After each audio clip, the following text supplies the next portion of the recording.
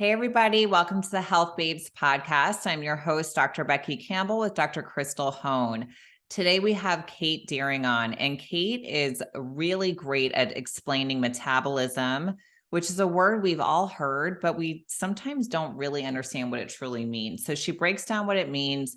She breaks down what it looks like to have a slow metabolism, what exercise and diet do to the metabolism, the best ways to support your metabolism. We talked a lot about the proper carb intake, which I think is really important because everyone is so different. So we really hit that hard. And, just the importance of glucose, how it, affects your liver function. We talked about hydration and the best ways to stay hydrated. And side note, it's not drinking a ton of water. So I can't wait for you to hear this episode. Let's welcome Kate. Hey, everybody. Let's welcome Kate to our podcast. And we're so excited to have you. And I first heard you on a different podcast, and I loved what you were saying.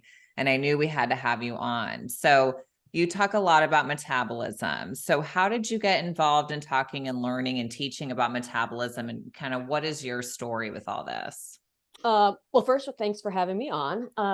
So I have a journey. It goes back about 12 years ago when I was about 38, and I've been in the health and fitness industry for about 25 years now. And I was starting to experience a lot of kind of perimenopausal issues, which I thought I would never experience because I was so fit and healthy. Mm-hmm. And at the time, I was probably eating a semi-low carb diet. I was exercising like a fiend.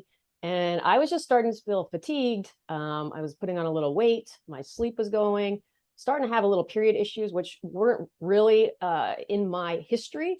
And I thought maybe this was, oh my God, this is what they talk about when you go to 40. Like everything just goes to shit.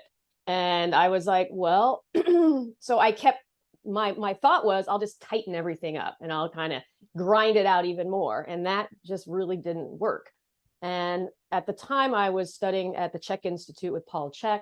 I was in one of his workshops, and one of the instructors at the time was starting to discuss a gentleman by the name of Dr. Ray Peat, who is basically a biochemist, and he kind of goes a different path in helping people understand their health. And something that is kind of obvious, but it's not in the fitness industry. It's not how we kind of relate to health. We relate to health like we're lean and fit and so forth. And Dr. Peat kind of put it in a different explanation. And his was, well, you have a warm body, you sleep well, you don't have period issues, you have nice hair and skin. You basically don't have to work out all the time to stay lean and fit. Your body's functioning optimally. And I was like, one of his measurements he utilizes to monitor how well your metabolic rate is working is your basic basal temperature and your pulse. And we should be around 98.6. And of course, I went home and measured mine, and I was like 96. And I'm like, oh, that's interesting. Yeah. And it made sense because a lot of my history, I had been quite cold. And I always thought I'm cold because I don't have a lot of body fat. Yeah. And really, that's not why I was cold. I had basically driven myself into a lower metabolic rate, and my body was starting to compromise and adapt to that kind of situation I put myself in. And so that's when all these light bulbs went on, and I started to study extensively all of his work, and basically things like Dr. Broda Barnes, Constance Martin, anyone that was in understanding hormones and overall what basically does metabolism mean, and what does that mean to me, and how can I work on it to improve my overall health. And so that's where my start became. And then I essentially started utilizing that in my work, and I was finding I was having a lot of trouble explaining all this to people because it is a little bit of an unwinding and trying to understand your health. And that's where I decided to write a book and try to kind of break it down into a little bit easier terms so people could get a better grasp of it. And that's kind of where the start began. I've been doing that ever since. Awesome. And if anybody follows you on Instagram, you put a lot of great information out too. So just hearing you even speak about metabolism in your story and saying, a lot of people don't even know what metabolism is, right? So what exactly is that? Right. You could break it down. Breaking it down. I think a lot of people just think it's like burning calories. Right. That's what I always thought. And on some level it is, but essentially your metabolism is the sum of every metabolic process that goes on in your body. So when you have a well-running metabolism, then you have good energy, you have good digestion, you free of PMS symptoms, you have a good sex drive, Your skin and hair are healthy and strong. You basically, all the kind of markers of health are working properly. But basically, it's how well your body is turning the food you eat into energy. And a lot of processes go on in your body to do that. And if there's breakdowns anywhere, then somewhere along the lines, you might be not turning that food into energy very well. And then there's starting to be breaks in the system. And so on some level, yes, it's how well your body burns calories, but you can also burn a lot of calories and actually have a hypometabolic state or slow metabolism in the big picture. And I can kind of explain how that essentially works. And when you look at metabolism, I always kind of describe it in two ways. You have a healthy metabolism, and that's run by thyroid hormone and that function. And then you have kind of what I would refer to as a stress metabolism, and that's run by other hormones, primarily cortisol, adrenaline, and those are driving it through an adaptive pathway. So yes, you'll burn a lot of calories, but what essentially is happening is you're usually having a lot of stress in your life or stress going on where your body's trying to keep up with that.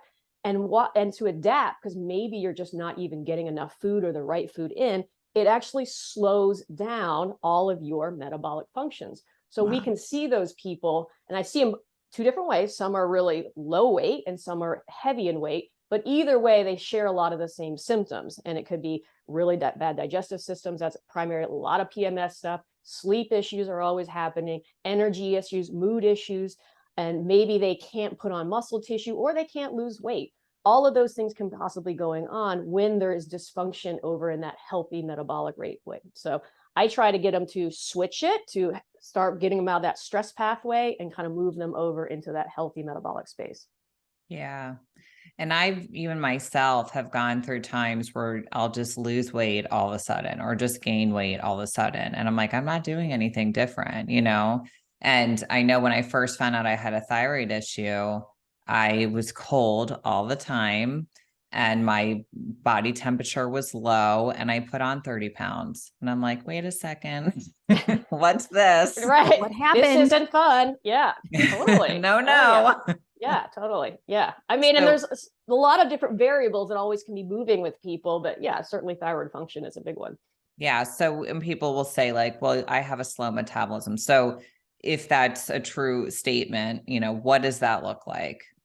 So I would say a slow metabolism is basically the opposite of everything that would be a good metabolism. So usually that would look like constipation with a lot of women. They might actually suffer other issues like IBS, leaky gut, but they also would have diarrhea. That can also be a symptom. It depends on kind of what other markers are happening with them. Definitely most women are experiencing PMS issues. They might experience infertility, very low sex drive. They could have a hard time putting on muscle or losing body fat. Their hair might be falling out. They might have dry skin, detoxification issues going on. Yeah. I mean, basically all of the systems that are managing how well your body works kind of start slowing down. I always say the biggest ones I see, and solely because they're not vital for your survival, are digestion, right? Like we can all survive with really crappy digestion. It sucks, but we can survive.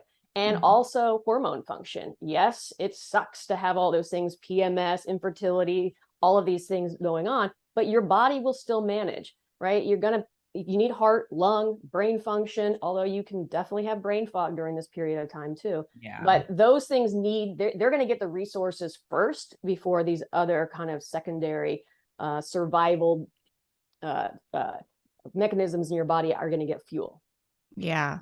And you talked about like with a good metabolism, looking at body temperature and pulse, right? So can you talk a little bit in more detail? Because you hear like low pulse, okay, athletes, right? So kind of like hit that a little bit, because I feel like this will be really good and interesting to a lot of people. Yeah. And I was that person. Yeah. I was an endurance athlete. I'd run marathons. I've done 100-mile bike rides. And I was like proud of my like low 50 plus pulse. And also any endurance athlete I work with has a very low pulse.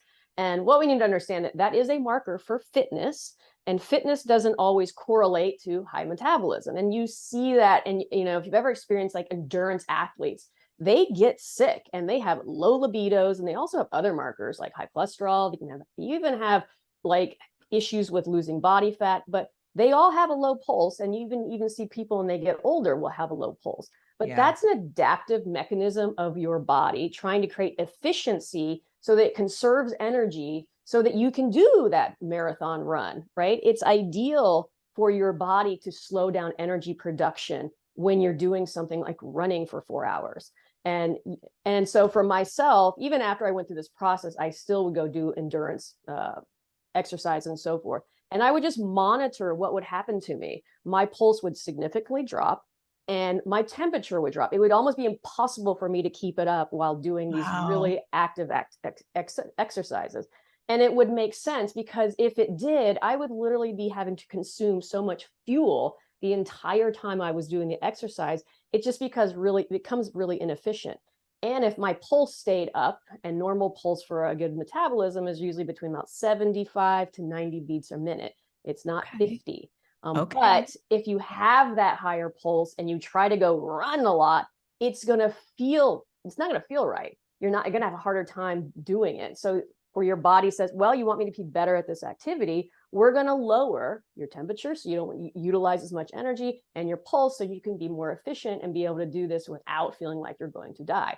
So there's kind of this measure. Now, I'm not saying don't do things that you love and don't do any sort of cardiovascular activity, but don't do it to improve your metabolic rate, because you're not going to. Yeah, I knew a triathlete, and his pulse, he was very, overtraining to the 10th degree, and his pulse was 35 all the time. And I was like, are you alive? Totally. I feel like if you're like David Blaine and you're going to go sit in a box for 40 days or something and not eat, or whatever, it's a survival adaptation to keep you alive and so that you can perform that activity, which is super stressful, right? If you're going to go do an activity for 6 or 7 hours, it's really stressful on your system. And so your body is going to slow down all those metabolic functions so that you can utilize that energy to do your sport, right? So there's always these measures. And I always like to say, look at athletes that are runners, right? So you can go look at a sprinter. What do they look like? They're super muscular and lean, right? Like good muscle tone. And because their activity is 10 seconds, it's severely anaerobic. And basically they can hold their breath the whole time. And they're not going into that aerobic state where they're going to start breaking things down. Now, as you look at the athletes as they continue, right? So you go to like the 800-meter rider, the 1 mile, up to the marathoner, you'll slowly just see their bodies get smaller. They get thinner. And so their body has adapted to that sport.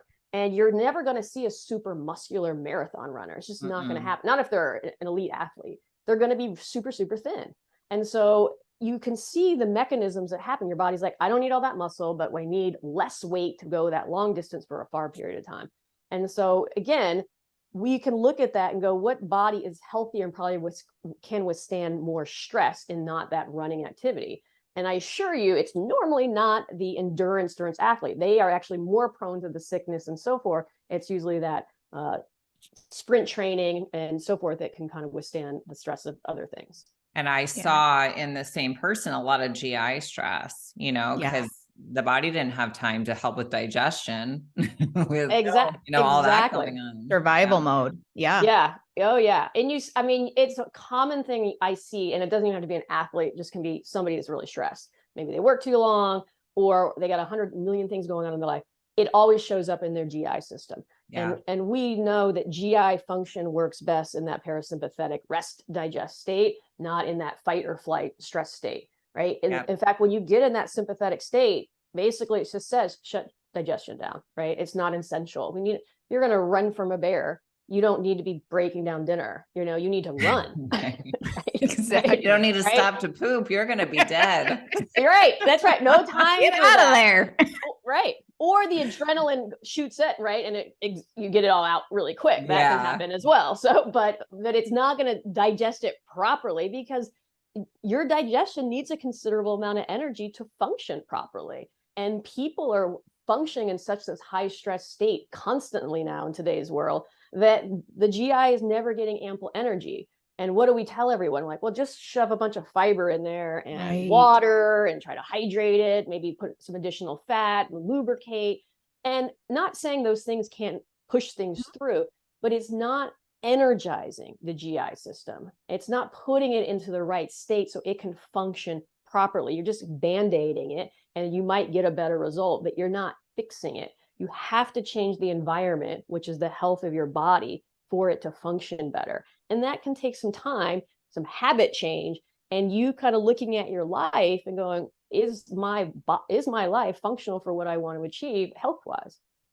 So true. And people who are into things like marathons and triathlons, they really are, it's really hard to talk them out of wanting to continue on with that. I mean, we've even had people who are doing anabolic steroids, like women come to us for doing shows, and they want to get pregnant. And I'm like, well, we got to talk about some life, style choices, and they're just so addicted, it feels like, to whatever that is. They really don't want to hear as your answer that you have to calm things down. You've got to take some of the stress off of your body, learn how to turn on that parasympathetic nervous system, so it can be difficult for sure. And I was kind of that person because I was the athlete and I had this lean body, and that was always where my mindset was. And when that path stopped working for me, I was just like, the first instinct is to go harder. That's my natural. And then you're like, well, that's not working, and then when you had to like literally unwind the brain, which still wants to always go in the path it's used to going, right? Even when things make sense to you, you're like, but that worked before. It takes time. And so because when you heal, it's not immediate, right? Yeah. I can put someone in a severely calorie restrictive diet and tell you to go literally exercise your brains out. Now, eventually you're going to lose weight, right? Your just body, but it's going to probably feel pretty crappy, especially in your later years. I mean, these are things you can do in your 20s and be like, yeah, I did it. Still isn't sustainable, but you can get that result pretty quickly. As to when you're healing, your body has to learn a new path, and it needs kind of that resting time, non-stress time to kind of figure it out and adapt back to a positive way. And that doesn't happen overnight. And a lot of the reason is because we are still living our lives, right? Yeah. People aren't going to go, and which I'm always like, I wish everyone could just go to Bermuda for 6 months and live and heal and eat have no stress and massage, do that. Like that's my protocol. Yes, exactly.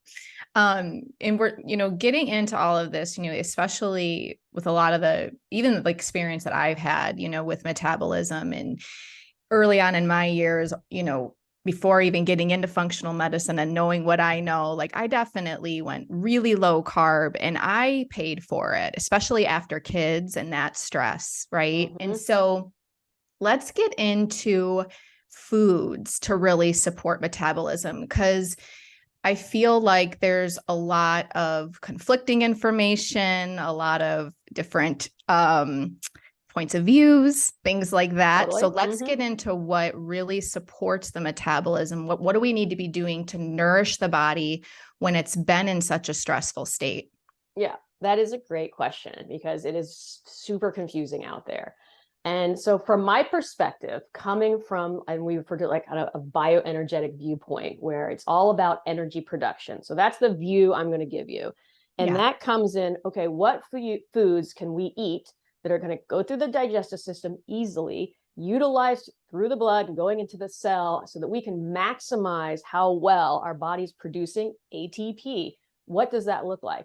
The primary fuel of your body to produce the best and most efficient and best energy is always going to be carbohydrates. Mm-hmm. So, right, those are going to be fruits, roots, honey. I hate to say it, even white sugar can be a utilized energy source. I'm not saying everyone should go have it, but it's as far as an energy, it can be broken down quite easily. And some cooked vegetables. Those are going to be your primary sources of energy, because they are fairly easy to digest. And so when you come from a place of a body that is stressed, and it doesn't matter if you're underweight or overweight, your body can still be stressed, right? Even if you have a lot of fuel on your body, it could still be underfueled energetically because your body is having a hard time converting your fuel into energy. So just because you've got a lot stored doesn't mean there isn't an energetic issue going on. And so the primary thing we always look at is GI function, right? Everything that your body needs nutritionally and energetically goes to the GI system. That's how you get it. And if that is under dysfunction, well, that's the first thing that needs to be addressed, because again, we know that that system needs proper energy to function properly. And if you're just in chaos all the time, it's not. It's like having a broken leg and you're trying to go run on it. So we have to kind of give that system a break. And one way we can give it a break is making the food as easily to digest as possible. And sometimes that means really cooking it. Cooking is like pre-digesting food. We surely make we chew it, but we also take away foods that are going to be super hard for your body to break down. So that can be a lot of raw vegetables, because that is really hard for your system. And there's not a lot of energy from those foods. And they're wrapped up in a lot of things that make your body hard to get to the nutrients and so forth. So it's removing some of those foods, adding in foods like fruits that are an abundance of good carbohydrates and tons of nutrients in there for your system. So that's a primary thing that needs to happen, is getting enough good carbohydrates into your day. And of course, it doesn't mean just eat all the carbohydrates you want. It's finding kind of, if you're not eating a lot right now, it'd be slowly introducing those, and spacing them throughout the day. So one of the main theories here is your body goes under stress, and the thing that regulates and sends you into a stress response is dysregulated blood sugar. Blood sugar drops, your body's like, oh my God, we're going to die.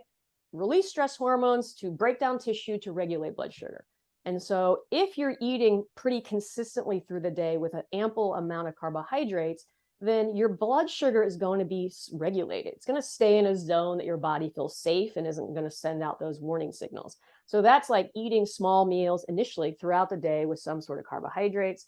And then we would balance it with some protein and fat so that things don't rush into your system really quickly. So there always a lot of balance, right? Balanced meals. Lots of balanced meals. Yeah. And then that can be different for everybody, right? Normally, if somebody who's starting the protocol, maybe they have a small to moderate amount of carbohydrates with an ample protein. You know, I'm sure you guys know a lot of women don't eat enough protein. So it's balancing it with that. It's recommended normally to use animal protein over plant, because animal protein is easier to digest and utilize through the protein sources. All plant proteins are bound in some sort of fibers, and they're harder for your body to assimilate and use. So we would usually use fish and eggs, dairy, organ meats, broths, all of that is recommended. And then some sort of fat that goes along with it, depending on the person. I have used anywhere from severely low fat with people, depending on what's going on in their system, to really moderate mid-grade fat up to like 100 grams a day. And so it can depend. But there are obviously lots of good things in fat, all your fat soluble nutrients. It does help with kind of digestion and moving things through your system. So it is kind of finding out what works for the person as far as what their macronutrients are. But usually we'd use a combination of all those things throughout the day, and just looking at, are you regulating? How is your energy? Do you feel like, do you have moods drops or energy drops through the day? Because when we know that you feel kind of constant energy through the day, cool, that's a good place to start. And then kind of monitoring your temperature and your pulse. And sleeping too, right? And sleeping. Oh yeah, that's a huge marker, right? And that's something that just goes to crap as people get older. And that's a big marker if your body's under stress, if you can't get to sleep, because sleeping is a high metabolic state.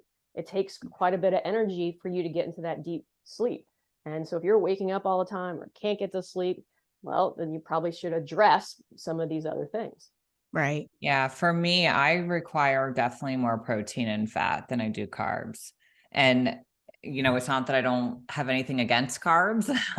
My body loves animal protein, mostly fat, and then some carbs, but not a big amount. And so I think it is really important that you pointed out that it is really individual, you know, depending on what's going on in the body. And I sleep best when I eat that way too. Because if I were to eat higher carbs, especially eating carbs alone, which I don't like when people do that, I would not sleep well. So we have like our patients were always like, okay, you need to make sure you're having protein at your last meal. if they're having sleeping issues, and that almost always really helps them to stay asleep because they don't get that drop, in the blood sugar that wakes them up. Sure. And I always tell people too, look, what's working for you today might not work for you in 3 months, because your body's always changing and adapting. And so sometimes there's always little tweaks that have to occur. And that's why it's good to monitor. And like, I think it's and probably what you teach is just a general awareness of your body and what the markers are, because I think most people are not in their bodies any longer. They're so busy outside. They have no idea. And so when I start asking them things, they're just like, what do you mean? I go, well, how do you feel throughout the day? I don't know. And I'm like, okay, well, there's something. And so it allows them to kind of see for themselves and, what is happening to them through the day. And then if I can go, look, how well you eat during the day is going to reflect your sleep at night. And if you skip a meal, or you like have it too an intense workout and you don't basically support that, then that's going to result in some crappy sleep. So always know that, to look back on your day and what maybe you need to change or add or whatever, so that your sleep looks better to you. So it's always I always refer to it like as this little bit of a Jenga thing, right? Yeah. It's not consistent all the time. And when you understand how your body functions, it's a lot easier to kind of give yourself things to support it, versus just going, I don't know what happened. How many times you're like, I've been doing all the same things and something went wrong. For sure. I know for me too, just with stress, right? When I have a lot on my load, which we all do, right? I do better with having some carb with each meal, right? Just to really give me that energy, with good amounts of protein and fat. So that balance has really, really helped me throughout the years. Big time.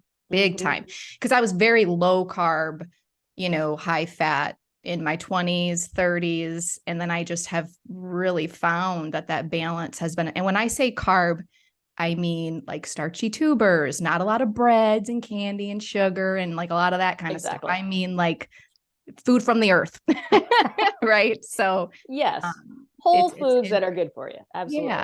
Yeah. So what are your thoughts on the keto diet? Which I guess there's so many different versions. Right. There seems to be a lot of different versions. I think it's definitely good for some things. People that maybe have seizures or epilepsy, definitely it's migraines. shown it can help these things. So, but on an energetic point of view, obviously when you're using fat as fuel and or ketones, one thing that I like to address is the importance of your body producing carbon dioxide. And because most people certainly don't in the keto space, you don't ever hear the words carbon dioxide usually mentioned. And why that's important is because when your body's utilizing carbohydrates as energy over fat, you will produce double the amount of carbon dioxide. And so why is carbon dioxide important? Well, people think it's just kind of something we release through metabolism. It's just kind of one of the things it's at the end product when you produce energy, and it is, but it's super important because carbon dioxide is needed for gases to exchange on the cell level. And so for you to get oxygen into the tissue, you have to have carbon dioxide coming out. And so there's that gas exchange at the tissues. And so when we refer to breathing, we obviously breathe through the lungs, but you also have gas exchange on the cell level, or cellular respiration. And it's that respiration where we have an exchange. And so we want oxygen to get into the tissue, right? So that we don't have to go through a state of hypoxia. We want our tissues to be well oxygenated. And so we don't want oxygen to stay in the blood because that can do damage. And so that exchange is quite important. And so when you are utilizing fat as fuel, that carbon dioxide production is cut in half. And so that can actually result in a slightly lower metabolic rate over time. Now, the effects of kind of ketones, even ketones don't produce as much energy as glucose. And when someone is in kind of a high metabolic rate, they basically utilize glucose much faster. So it kind of burns through at a faster rate, even though fat might have more energy in it per gram. But when you are in that high metabolic rate, you will burn more and produce more carbon dioxide, which will facilitate that gas exchange, giving your tissues more oxygen, right? You can't just, if you are not producing carbon dioxide on a cell level, oxygen isn't getting into your tissue, and you can just literally produce a state of hypoxia even by oxygenating and trying to push oxygen into someone. And I think we saw that, this is my opinion, during COVID, when they were trying to vent everybody and killing them all because their bodies were in such a state of stress. They were going and producing tons of lactic acid and going to like either ketoacidosis or lactic acidosis, where you're not producing carbon dioxide, and they were just pushing them, and all that oxygen they were trying to push into their systems just wasn't getting there. And that's, so what was the effect? Well, it didn't end well for those people. Yeah. It's such a good point. It is. And what about glucose with the liver, specifically for hormone metabolism? How important is that? Can you talk a little bit about that? Yeah. Well, the liver can utilize some fat, but glucose can't use ketones as energy. So even like a ketogenic diet, right? When they say, well, your brain can use ketones, which you can, your liver can't use ketones. So it does need glucose. And so your liver needs to be well fueled to do all of its functions. And right, it has like 500 different functions for detoxification. Yeah, it's like a king. And so if it's not well fueled, then a lot of these functions aren't gonna work. Plus, your liver holds glycogen, and regardless of what you think about carbohydrates, you have to have some level of blood sugar or you die. You can't have zero blood sugar. You have to have some. And so your liver is your storage organ for managing your blood sugar levels. So it's always kind of release some, especially during the nighttime, to kind of keep you regulated. Now, some people will argue that, well, you can have it fairly low and be totally fine. And some will argue, well, maintain it in a resting state, between 70 and 100. It kind of depends your theories on that. But regardless, you need some. So even if you have the argument, well, you don't need to ingest any because your body can make it. And that is true. It can. Really, protein is the only macronutrient you absolutely need to ingest to live. But for your body to make it, that comes at a cost. And if you're not ingesting any, it has to break down tissue or ingested protein to make the glucose. And that only happens in a slight stress response. And if we're trying to get our body out of a stress response, then we have to kind of try to utilize other resources. And again, it's not arguing that some people totally feel better, that Becky feels better on more fat to carb and so forth. And so it is slightly individualized, but all I can say is that might change. And so it's always kind of be aware of how your body feels, because it could just shift, and then kind of play attention to your symptoms and see if that's always going to work for you. Yeah. And I make myself eat carbs, even though I don't really like carbs, which people would probably die if they were, what do you mean? But I just don't. I don't like sugar. I don't like sweets. I don't like that stuff. Yeah, I don't even like fruit. I have to literally force myself to eat it, but I do, because I do believe that there's a lot of benefit to it. So that's my main carb source, would be like berries, or, sometimes I will have something like cassava or, whatever, but overall my body and through time has done well on higher protein. And I do probably a moderate amount of fat. I wouldn't say I do a lot of, I'm definitely not in ketosis, I wouldn't say, but yeah, so that's just how I am personally. But yeah, it really does vary. And I do think you should be taking in some carbs. Yeah. And especially if you're normally an athlete, right? I mean, there's good times to take in, like post-workout, your body is more insulin sensitive. That's a great time to take it in. Usually in the mornings is a good time to take it in, because you have slept and fasted all night long, and you're probably liver glycogen is depleted.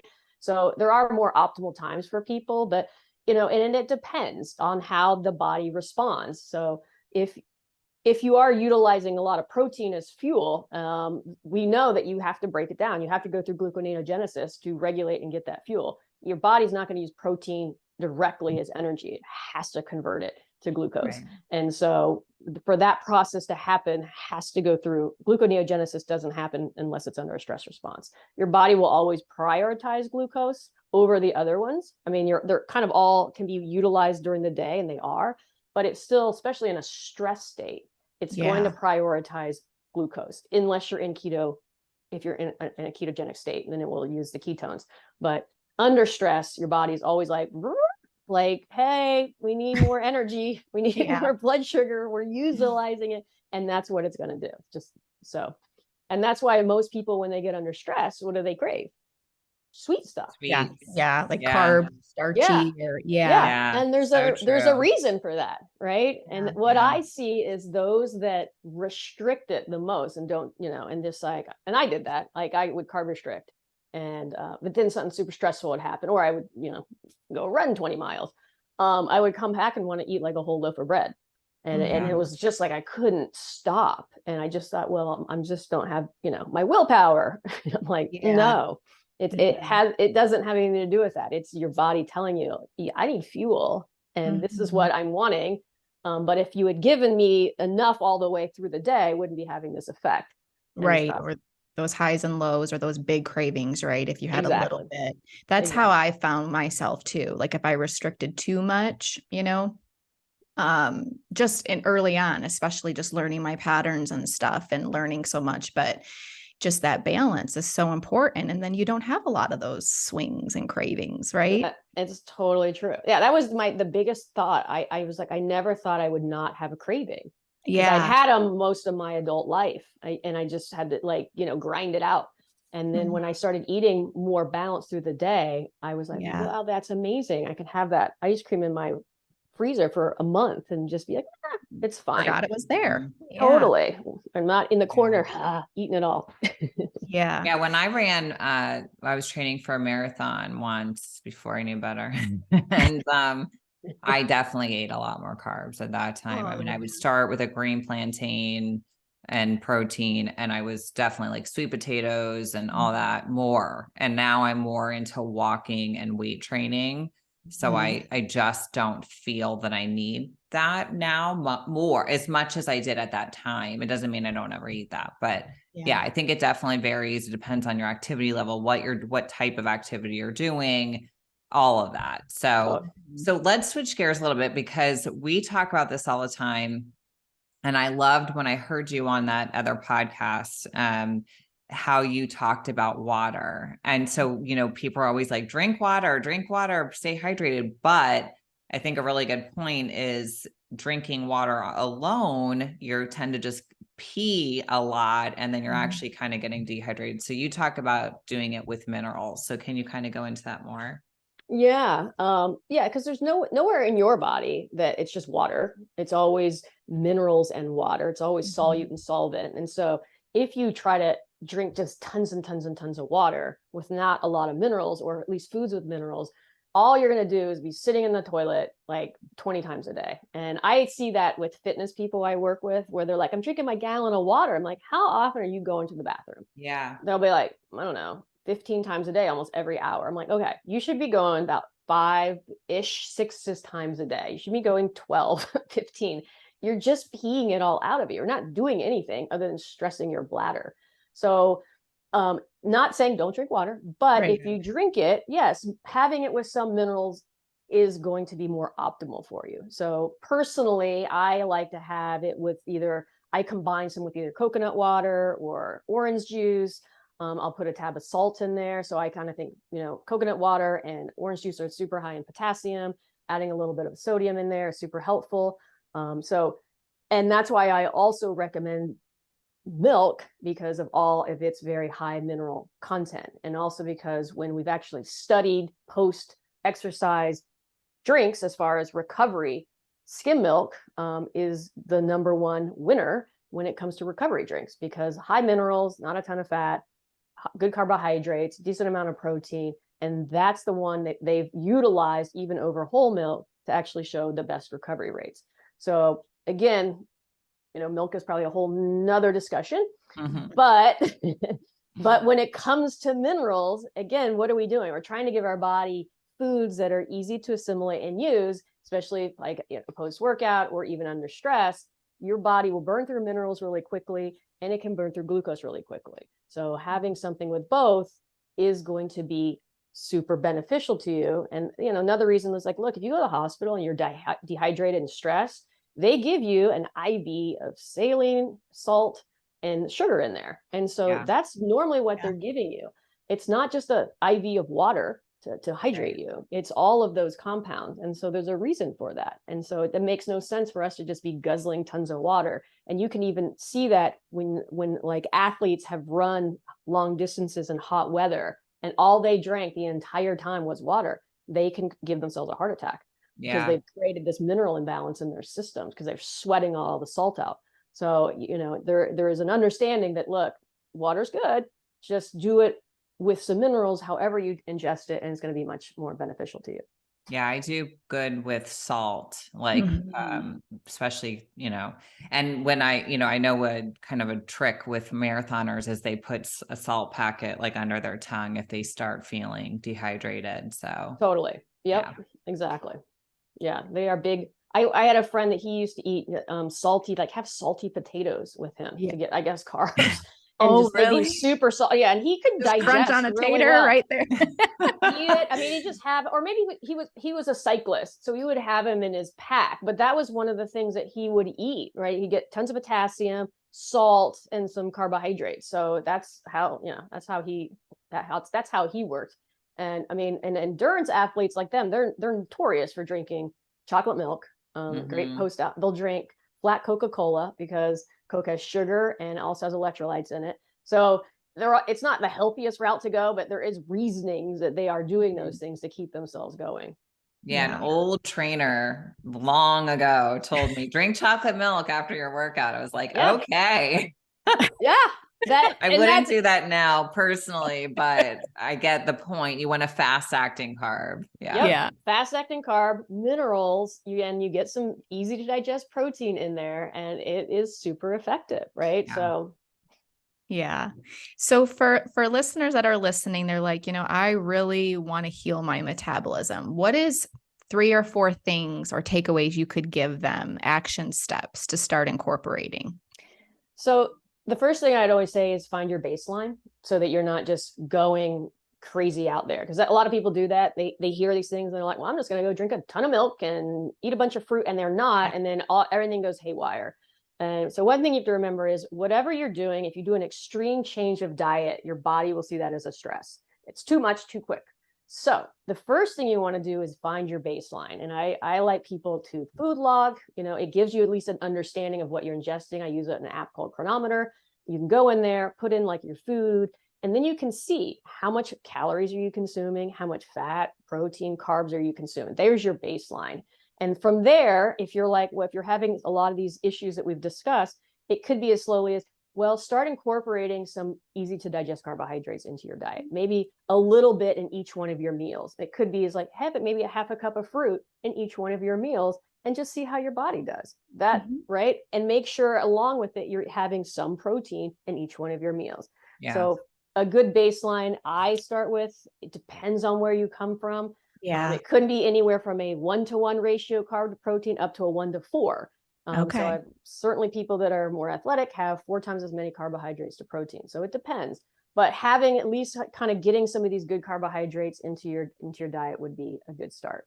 The other thing is making sure you're using animal proteins over vegetable proteins, because again, more fat soluble nutrients. There's just nutrients you're going to get from animal protein that you will not get from your vegetable proteins. So that is another way. So that's your meats, your fish, your shellfish, your organs, your dairy, your cheese, your eggs, your bone broth. All of those are good sources. And so having a little bit of protein in each meal is another good place. So always think carb, protein. And that's going to also help balance your blood sugar.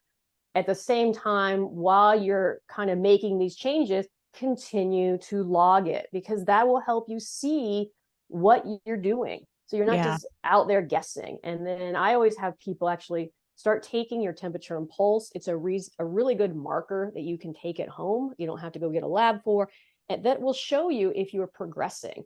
And so you want to take it first thing in the morning, and then usually like 20-30 minutes post your meal, because food should raise your body temperature, right? What does it do? We eat it, we break it down, we use it as a cell, we produce heat. That's one of the byproducts. So if your food is not doing that to you, then we have to ask why. And a lot of people do get colder once they eat, and it's usually because they're starting from a stress state. If your body's under stress, it can still produce heat, but it's producing heat by breaking down your body, right? So if all of a sudden we stop that process by eating, you can get a cooler temperature. So morning temperature, 20-30 minutes past meals, taking those and kind of just monitor and see what your body's doing. because we need to get more in touch with these markers versus just using your weight, because you can be really unhealthy and be low weight, and you can be like moderately little overweight and actually be quite healthy. So it's good to look at other things and pay attention to things like digestion, your sleep, your period, your mood, your energy. All of those things will be markers that you are moving in the right direction. I love that. Yeah. And I think those are really such great points. We love things people can do at home, things that they don't have to go to a practitioner for. But I want to circle back real quick to the chocolate milk. I don't want people to think the takeaway is to have chocolate milk, because you hear what you want to hear sometimes. Do you think, and this is my opinion, but I want to know yours, maybe like a hydro beef protein powder with some fruit smoothie would be a good post-workout meal, because it's already kind of pre-digested, because I'm not really into protein powders as all the time. Like, I think real food is better, but I think that might be an appropriate place to have something like that, if you can make it a little higher glycemic and just you're getting, some protein in there too. My theories are all do what works for you. I mean, I can only tell you about when they looked at post-workout hydration, they showed that skim milk and I think probably chocolate milk was the better options. So they're not processed. Milk is obviously not processed. And obviously some people don't like milk. They think, it creates problems. And for some people it does. And, and a lot of it can be because they have some GI dysfunction and they're not breaking it down properly. So kind of milk is one of those. Look, it's, in my opinion, a very good food because it's very high mineral, has a lot of nutrient in it. It's easy for your body to break down as long as you're not being irritated by it. And it is a fat, carb, and protein altogether. So that is my experience with using it now. Not everybody that I work with can utilize it, and some don't do well with it at all. But I usually can get them into a place where they can utilize it better. So it just might be like we might have to work through some other glitches before they get there. So some people do well with using a protein away or some other mix of a protein carb post workout. So it's kind of like what works best for you. And if milk doesn't work for you and you're using some other protein mix and that seems to work for you right now, then go for that. Could it be that you might try to use something else different? You could. But in my experience, I have utilized milkshakes or maybe even a combo. Sometimes I'll change it on. It might be some Greek yogurt, some fruit, could be different combos depending on how they respond. But for a lot of people, it works really well. And you really reiterate about bioindividuality too, because depending on what people are personally going through with their hormones, what's going on in the gut, the stress they have, like there's a lot of different things you have to take into consideration, right? It's not just like everybody, this is the fixed plan and here you go. And everybody does, and I love how you're very, when you talk about this stuff and when you talk about healing the metabolism, you really do go into detail about working with the individual. Not everybody is the same. And there's a lot of other factors that come in. And it's important as functional docs with us too, to really take that into consideration. Yeah. Everybody starts at a different spot. Right. And a lot of people come in and they're like, if I eat this food, I feel like garbage. Okay. Yeah. I mean, so, that's why it's like, don't just read into this, because that's, I think, what we've been kind of conditioned to do. Yeah. We read a diet and they're like, well, I'm just going to do that diet and do everything it says for me to do without even considering.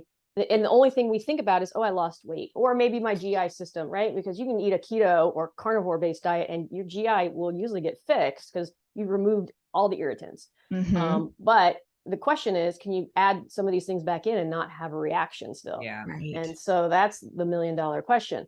But the thought process is like, you've got to learn how to, that's why I like really subjective markers, because all of those things are signs of how your body's doing. And if we start to understand that, then we can go, right? When I did this, I didn't sleep well, or when I did this, I crashed, or when I did this, my period wasn't very good. What did, and then you can start to think for yourself, what do you need to do?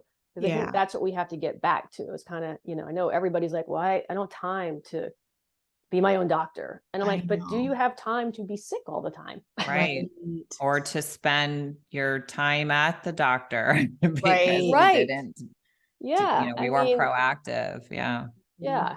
So it's not like you have to go and go get a functional medicine degree or become an actual doctor, but you just need to be aware. And when you start to tune into yourself, because I think your body is always telling you things, when you start to listen to that stuff, then you can make decisions for yourself that make more sense to you, and then you'll get a better response. Yeah.